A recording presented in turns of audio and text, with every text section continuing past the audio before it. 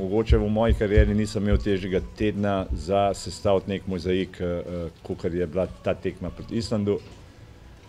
Fantje so oddelali, mislim, da smo bili boljši, ampak to na koncu koncev vam nič ne pomeni. Meni pa pomeni. Rezultata ni, statistika se bo pisala, meni je pa žal zaradi fantov, ker so dejansko želijo. Dejansko želijo in ni nobene niti apatije znotraj ekipe. Fantje delajo profesionalno, kljub temu, da je zdaj že pa kar katera tekma, ki je Slovenija izgubila.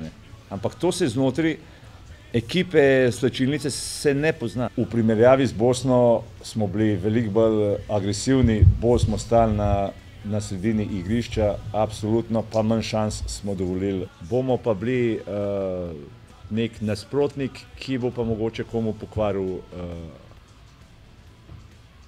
račune njihove, ker igral pa se bo, vsaj pri meni, agresivno, tako kot se je danes, pošteno do konca, na zmago zmeri.